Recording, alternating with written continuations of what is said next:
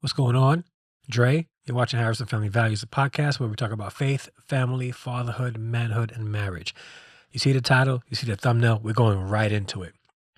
Pastor Philip Anthony Mitchell has become probably the most popular pastor in the past year. Fast growing church in Atlanta. And he is not the pastor that preaches about the popular things such as prosperity, wealth, and all those things. In fact, he talks heavily on holiness. He talks heavily on righteous living and things like that, which isn't all that attractive to the ear. Most people, when they go to a church, they pick a church based on the message that the pastor preaches and how it makes them feel. Rarely, I don't want to say rarely, that's strong, but in a lot of cases, people choose churches based on what stimulates them. The music, the preaching, if it makes them feel good, things that promises God doing things for them, and it has very little with them doing things for God. People tend to choose church like that.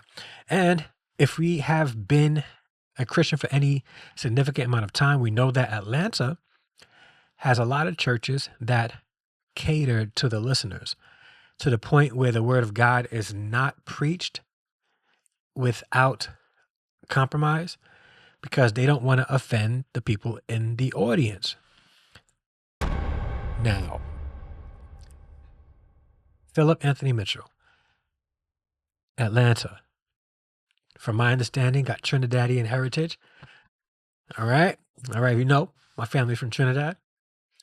From, I think, Queens, New York, I believe. So, fellow New Yorker here. And I want to see him succeed. If you look out there, popular pastors, specifically popular pastors that have a similar melanin skin tone as mine, you don't hear them preaching and taking a hard stance on righteous living. We just don't. And it's refreshing to see that. And recently, he has come under fire for sharing with his congregation and happened to have live streamed it that they are in need of finding a new location for their church. And he was disheartened that the church being in that community is causing a strain on everybody else. I will say this. I'm not going to play the video from last week, but I did hear him say some things that was concerning to me, such as this is a pastor now, such as referring to the people in this community that are telling the police that they're there and they're causing this traffic jam and all that, calling them Karens. I think as Christians, we need to stop using words that the world and that secular words that the world has come up with to shame people, because that's not the posture that we should be taking as Christians, pastor or not. So with that being said, this past week on Sunday, he shared that there's some miracles. You know what? Shout out to joy105.com. I went looking for this footage on his church's webpage or YouTube page, and it looked like he cut off the worship and the part where he mentioned his rebuke to Christian content creators, because a lot of Christian content creators went on to say some things about him, such as he is fleecing the online community for money. And I will say this, I do have a problem with him referring to the people that watch his church online as digital disciples. I don't think true church exists through a screen. That's my opinion. Is he wrong for that? I wouldn't say that. I just don't agree. I don't think that as a pastor with a pastor's heart to get in with the sheep, that it's enough for them as a pastor to have people watching online and considering them digital disciples. I don't believe there's a such thing. There's no such thing. If a sheep doesn't have access to his shepherd or her shepherd, then they're not his sheep. And that's what it is. But that's not to discredit who he is and what he's trying to do, because I'm not saying people aren't going to watch. People are going to watch. I don't think that he's their pastor, though. And that's just my opinion. And there's reasons why, and there's solid reasons why. You can leave a comment down below. Let me know what you think. But a pastor should have access to his sheep, and the sheep should have access to their pastor. But a shout out to Joy 105 who saved this footage. I was looking for it, and sure enough, it wasn't there. And I get it. I get it. And I want to give clarity so that those who took my words out of context could understand the purpose for which I called our church to prayer. Because there are too many people who are making content without context.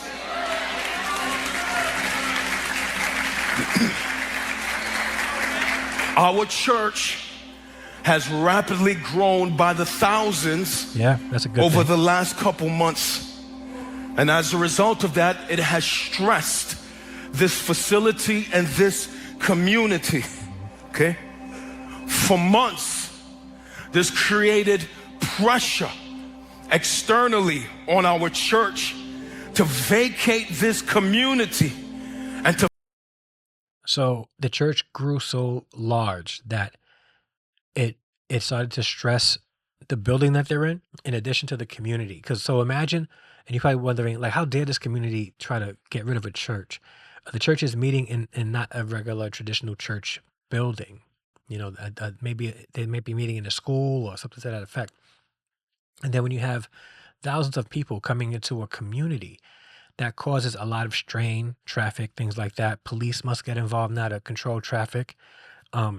So it's uneasy for a pastor, I'm sure, because he wants to have a church, and now he has to be concerned about the community and leaving a good testimony in the community, because if they don't like the church being there, it's going to make the church look bad, and that's not the intention of the church. So I 100% understand his position here as a pastor. And the thing that's the thing. You never know what God's going to do with the church. And again, part of this is I guess my preference. I rather small churches.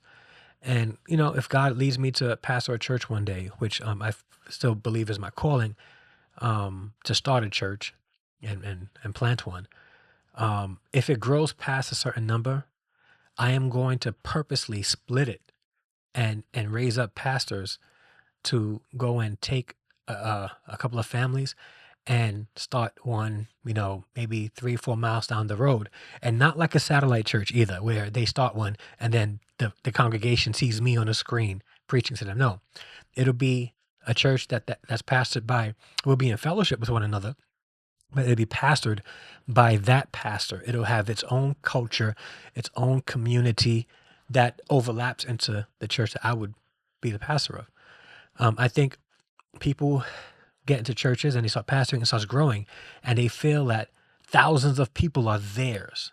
No, they belong to Jesus. So even if like we have to be wise and identify our capacity for raising up Christians. What's our capacity? What's realistic? Could one man pastor a church of thousands of people? And can they do that successfully without the thousands of people making him or her a celebrity, making him an idol in their eyes? It's difficult. And if we really want to just point people to Jesus, we have to be willing to trust God enough to believe that we don't have to have thousands of people under us. They're under Jesus, and we should be able to train somebody to do that work as well. But let's continue. To find another location for us to gather. Okay. This pressure had been building for many months, and it was relentless, and it was ongoing. Okay. This created a need for us to find a larger venue for our family of some 6,000 of us to gather somewhere outside of this space that is stressed by our foot traffic. Okay, we've contacted every university, every high school, every venue, every theater, any place that was large enough for our family. We've been contacting these places for months and months and months with no door opening for us. And having learned It last could be Sunday, frustrating for sure. just half an hour before I got here, that Atlanta police and city officials was coming to monitor the traffic to try to mitigate the traffic on this main road out here. At that point, my heart was stressed, and I was weary, and I was tired. That's one of the challenges of a church growing as fast as his did. They didn't have the infrastructure in place to manage such tremendous growth in such a short amount of time. Now, he's been a pastor for over a decade, but as of late, with the support of the Perrys, the conference that they just had, of the discipleship conference that Megan Ashley and Jackie Hill Perry had, the church grew a lot in the past couple of months. He is an African-American male preacher in Atlanta preaching righteousness, and it's going on YouTube, and people are sharing it. People are going to flock to that church. And again, we as people are drawn to celebrity. This is where he needs to be protected, because he may not consider himself a celebrity, but people will flock to him because they see him on a screen and think of him as a celebrity. We've been conditioned to think of people on a screen as a celebrity because we've been watching TV since the early 1900s, and they're all celebrities. And he has a church that's growing. So essentially, he's becoming a pastor who others think of him as a celebrity, and he needs to be protected, because this can go two ways. People will flock and flock and flock and flock and add unnecessary stress on him, his family, all of that. Okay? And or he starts feeling himself and start believing he is the man and start falling in ways that he might not believe he could have ever fallen. That's what happened with Carl Lentz in New York City. Carl Lentz didn't have the proper people in place to help protect him when his church grew as fast as it did. And then he became a celebrity. Pastor Philip Anthony Mitchell will now have access to celebrities, athletes, actors, wanting to go to his church, seeing what the church is about, making him a spiritual leader over people who might not even be sitting under him. He needs to be protected from that, because we as people have this capacity in us to idolize others. Am I talking to somebody here? Don't we do that? We idolize so many people, and they're regular people just like us. And I'm afraid for Pastor Philip Anthony Mitchell, because it can get to anybody's head. And I'm praying that he has the right people in his circle that's going to hold him accountable in a genuine way, so that if this church does grow, it doesn't get to his head. His family is protected. For crying out loud, just last month or 2 months ago, a couple of months ago, somebody came to the front and he said, whoa. You got to watch yourself. People get shot for that, just for coming to the altar. So the church got so big that a man coming to the altar unannounced could get him shot. Hold on one second. The churches have gotten so big. Some churches gotten so big that a pastor could be preaching and somebody's coming to the altar for prayer, and they are told to go back to their seat or be ushered out from the congregation, or they'll go up to make sure that the pastor is safe. And I get it, but that's where we've come when it comes to pastors growing mega churches. They're seen as celebrities more than they're seen as pastors. And I think that that's become a thing of normalcy in what we see on TV and what we see on YouTube and things like that. So he needs to be protected at all costs when it comes to that. 100%. Let's continue. I was at a breaking point at that point. And so I shared with our church that we had one alternative, one building, and that we needed an open door. We needed a miracle. It's that I crazy. shared with our All the church property in that there Atlanta, was only an one. old facility that belonged to another church, that a group of Jews had bought that facility, stripped it down to its bare bones, and this was our last opportunity to find a place because we was on a tight timetable in which we have to leave this facility and leave this community because we are stressing this community legitimately. And so I called our church to pray. So I'm glad that he mentioned that, because what he said before, what he said the week before this, sounded like the church was being attacked by city officials, by the community, because they're growing. And I'm glad that he seems to be clarifying it, because there was some confusion there that the church is growing, and because God is doing a good work at the church, that people outside of the church want it shut down. And I don't think that was the case. And how he shared it made it easy for people to perceive that 2819 church was being persecuted. And I don't know if that was the case. He just said that people are concerned and it's causing stress legitimately on the community because of the growth. And it's just like the migrant situation. Everybody was, people from different communities was upset that migrants was coming in because it was added stress on the community, the resources, the uptake in traffic.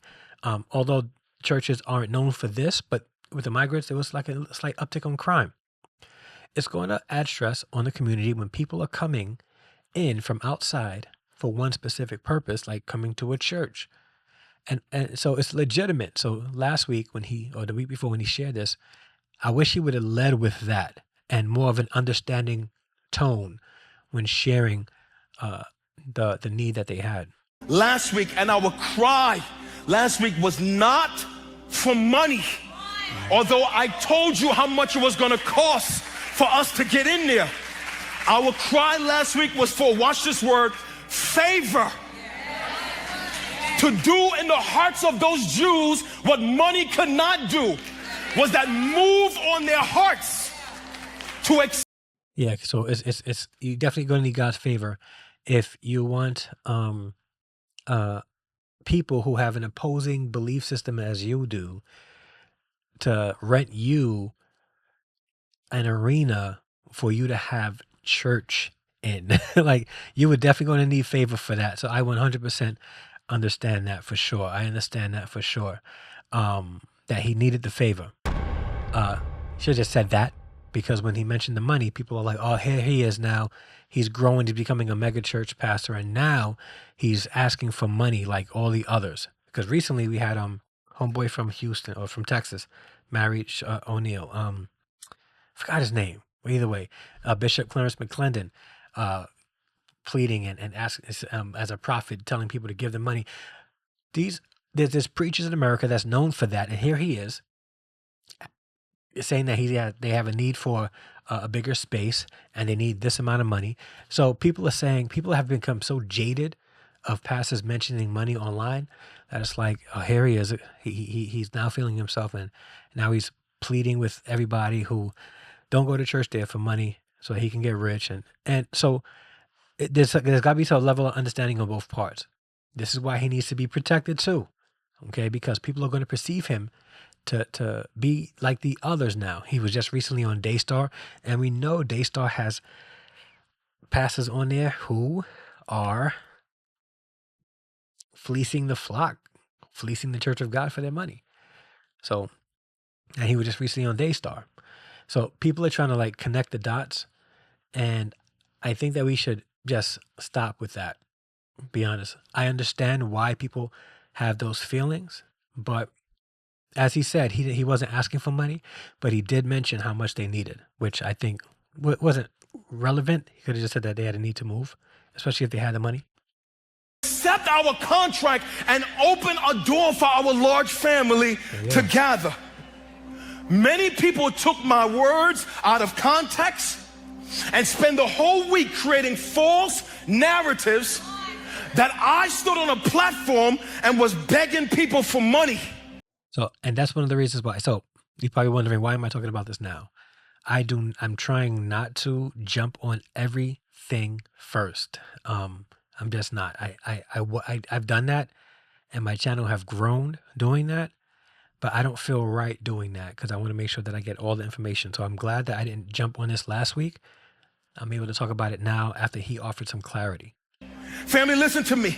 That is a gross mischaracterization of who I am as a man, and it was a gross taking out of context my words. It is to assume that we have been poor stewards. It's to assume that God has not been financially kind to our church. And it's to assume that the gift of one person could deliver us from our troubles. This is inaccurate information. I would not have stood up on a platform in America, any place in this country, and beg anybody for $1. For you have no record in 12 years of pastoral ministry. Not a sermon, not an event of Philip Anthony Mitchell ever standing on a platform and begging people for money like our church is in trouble. I'm the same person, the same pastor that had a service in an arena and took up no offering. So here it is. Now he's defending himself. I wish he would have just did this to his congregation. This is where celebrity pastors are born. This is where celebrity pastors are born, because now he's here defending himself, and people are now going, because here's the thing. We are drawn to the persecuted. The persecuted leader we are drawn to. Okay. We look at politicians. They, even the one that, President Trump, he's our president, he's in office. And he does a great job with making people think that he is hated by others. So that creates a following. Since the beginning, the church grew out of persecution. Here he is being persecuted by Christian content creators who miscategorized him. And a lot of this is about him. This was a great opportunity for him to point it all to God and even forgive them because of their misunderstanding, and then just use this opportunity to make it plain, make it clear, and then move on. But he doesn't. I'm not saying that he's doing this on purpose. However, what it is doing is creating more of a celebrity in him, making people more dependent on him, looking at him as this great righteous individual, and it becomes dangerous. It becomes dangerous. Like these mannerisms. Yeah. I'm the same pastor with over 50 full-time employees. Our church is well taken care of and well funded. And if you was listening to what I said, you'd have heard that I called our church to prayer, watch this, for favor. Now, which I know that was his motive for sure. But again, I think he could have did a better job understanding why, especially the scope and the atmosphere of the American church today, the very American church that he's been critical of in other podcasts. There should be some understanding. I see why you guys believe this, but this is not who I am. Here was my motive behind sharing what I shared last week. And maybe I should have shared it on a live. Maybe I should have just shared it with my congregation in person. Just like I believe he should have shared this in person with just his congregation, which is why you can't find it on his church's YouTube channel anymore. Because I think he probably was like, you know what? I should have not done that. I did it. It is what it is. I was on the spot. I was a little bit in my flesh because I had to defend myself. But yeah, time to move on. So that's what I think is happening. But yeah. Because I was begging for $1. The idea that I would do something like that is a gross mischaracterization of who I am as a man. And here's the thing, right? He just saying that proves my point.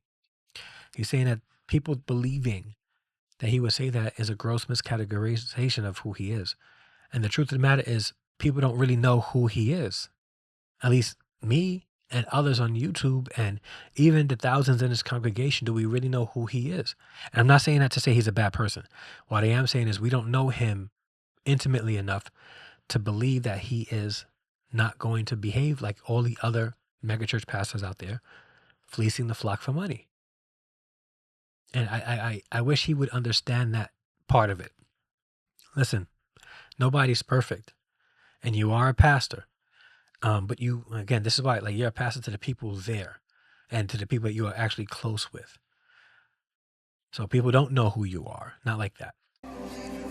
And if I gave off the wrong impression to anybody, then I apologize. And that's the And I posture want you to take. remind every single person That's the posture. who was calling our name falsely, that God has taken care of this church, that we've never been without a need that was taken care of ever in the history of our church.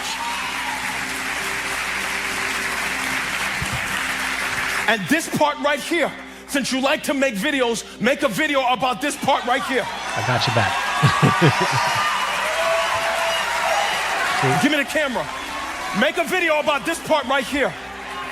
That the pain you heard in my voice last week was not the pain for $1. That is ridiculous that I would shed that many tears on a platform for money. Now, again, what he's about to say here is a concern for me. And I'm going to explain to you why. Just listen carefully, please.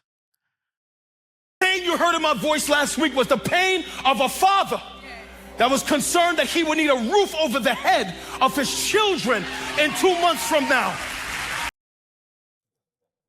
Okay, so why I titled Protect Philip Anthony at All Costs, Philip Anthony Mitchell at all costs, for things like this. As a pastor, you consider the people that you actually have connections with as yours, like they're part of your flock. You know, you have a responsibility to care for their souls and to teach them sound doctrine, things like that. But using terminology like that, the voice that people were hearing was a voice of a father making sure that his children have a roof over their head, it tugs at the heartstring, right? But it makes him the father of this church 2819. We have to protect him and pray for him in regards to how he perceives himself as the pastor of this church. The church has one father. That's God. One father. That's God. And pastors, we are called to shepherd the flock, right? And care for the flock, but we're not the flock's father. And you have a church, okay? If you're looking for a building to fit over 6,000 people, then maybe it's time for you to raise up other men to be pastors and support them in building a community of believers, so that it doesn't make 6,000 people come in every Sunday in a sanctuary or in a theater setting where everybody is facing in one direction, and that's the stage, and to hear music and then hear talking from one individual. It becomes dangerous. And I think that how we perceive church today has become somewhat cultish. And I'm not saying him specifically, in general, to the point where anybody else who is looking to start like maybe a smaller fellowship, a home church, or things like that, they're looked at as looking at starting a cult. They're the ones that are the cult makers, and not just, I'm tired of huge churches where I'm disconnected with people and disconnected with the pastor, and I would love to be a part of a Christian community of believers who actually know one another, who's actually doing life with one another, not traveling hundreds and tens of dozens of miles, crossing bridges and rivers and city lines just to be a part of a church with a pastor that they see as a celebrity. We have created this culture where we think the bigger the church, the more legitimate the pastor is. And to say something like, him being a father and the congregation is his children, and I know it's, hyperbole, or, metaphorically, but he's saying that, and his heart may be pure, but the people who are watching this are thinking, wow, you know, that's my papa now. That's my daddy now. And yeah, we have to be careful with that because then we start creating people in our congregations dependent on us and less dependent on God.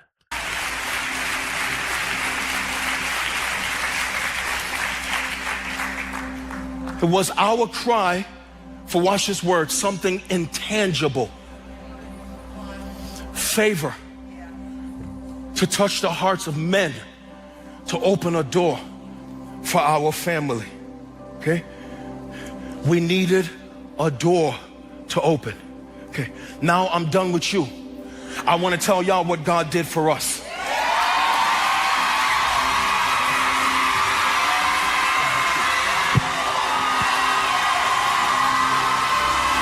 And the excitement of the people in the congregation about this is yeah.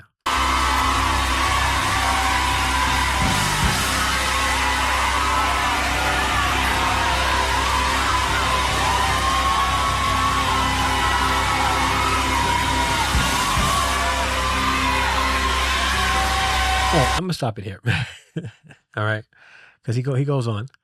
Ultimately, they signed a contract with those people of different faith, those that are of Jewish religious heritage, and they were able to sign a contract so they have a place. In addition, they were able to bless another church who was in a similar situation as them. They don't have as many people, but they were looking for a place too. And Pastor Philip Anthony Mitchell and 2819 Church gave them, I think he said $250,000. It was a lot of money to help them move as well. So that is dope. That is dope. Which like really caused me to believe that that he has the right heart as far as what it means to be a pastor. I have very little critique on him in that regards. However, we have to be careful with how we present certain things as pastors, as Christians, because the world is watching. And not only that, not every believer is mature enough to decipher messaging from pastors. And we know that because there were Christian content creators claiming that Philip Anthony Mitchell was out there doing what megachurch pastors do on TV and asking for money. And I think rightfully so, they were cautious of that. And I get it. 100% get it. And I think he should get it too, because he spoke against pastors that were doing that. And when he comes on there and he's mentioning a dollar amount, you know what's going to happen? People are going to feel like, you know what? I want to help. Let me go send them money. Again, all of that, it comes off a certain way. And I think that maybe Pastor and Philip Anthony Mitchell should have been a little bit more aware of that and understanding of that. But again, I think he needs to be protected because he is growing in popularity, and he's growing in popularity not because he's tickling the ears of people listening to him and watching him, but because he's preaching righteousness and he's preaching, holiness and calling Christians to a higher standard of living to honor God and not just look for things for God to give them. And I think it's refreshing to see that. And when next time I'm in Atlanta, I'm going to stop by and visit the church, wherever they move to, because I'm curious to not curious. I just want to see what they're doing and how a church that's grown so large, how are they still connected to the people and the congregation? Because I have yet to see a mega church pastor stay connected to the congregation. Just have not. And the reason why, and it's no fault to them. You have a church of 6,000 plus people. How do you know everybody's name? How do you know their families, their kids? How are you going to go to hospital visits of that many people? You're going to need a hefty staff. But then it goes into the church becoming an organization, a corporation, a business, and less like a community of believers doing life together. So am I just trying to discourage you from attending a megachurch? No. Am I telling you not to go to 2819? No. I'm saying we need to protect Philip Anthony Mitchell because he is now in a place of influence. He's going to have people looking to have his ear, to sit with him, politicians, celebrities, He has this presence about him, this like persona about him that ladies will be attracted to. So his marriage needs to be protected. His children, his relationship with his children needs to be protected. So he needs to be covered in prayer. He needs to be around godly individuals that's going to tell him the truth no matter what. Because when people get up there in influence, they have less people in their lives to tell them the unadulterated truth.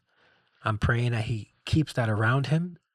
And if he doesn't have it already, which I believe he does, that he will get that. Pray that he will stay humble, that he would always be willing to receive criticism and address it if it's incorrect in a godly way. And he needs to be protected. So my this video is about us as like the universal church, praying for what's happening in Atlanta, praying for the mission field out there, since now Pastor Philip Anthony Mitchell is rising to fame essentially in the Christian circles, that he is covered in prayer so that the enemy does not attack him, and as a result attack the people that he has drawn to the light, because people will make him a celebrity and make him an idol if he wants it or not.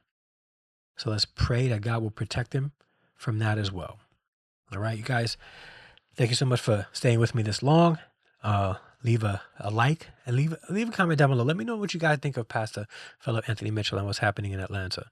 I think it's a great thing, and I'm supporting it. Like, I've heard his messages. I have no real complaints. I don't agree with him on everything, but no real complaints. His heart's in the right place, in my opinion. Plus, he's Trini, and he's from New York. Come on. All right, I'm a little biased. All right, guys, so God bless you. Love you all. Hit the like button, subscribe to the channel, and join the Harrison Extended Family if you have not done so already. And again, leave a comment. If you want to support the channel, you can hit the membership button down below, or you can go to patreon.com/Harrison Family Values, and it helps keep content like this going. If you want to purchase merch, there's a link down below. You can see merch down below on YouTube. You can purchase merch like this Godfidence shirt, a couple of hoodies, coffee mugs, all that stuff. And if you would like to purchase my book, you can go to Amazon.com and search From a Fatherless Father to His Sons and purchase my book there. It's a great book for single mothers, for young boys growing up without fathers, single mothers raising sons without a man around, things like that. And even for absentee fathers looking to reconnect with their kids, it's a great book for you guys too. And yeah, man, that's it. Love you all. God bless you. And until the next upload live stream, I'm out. Peace.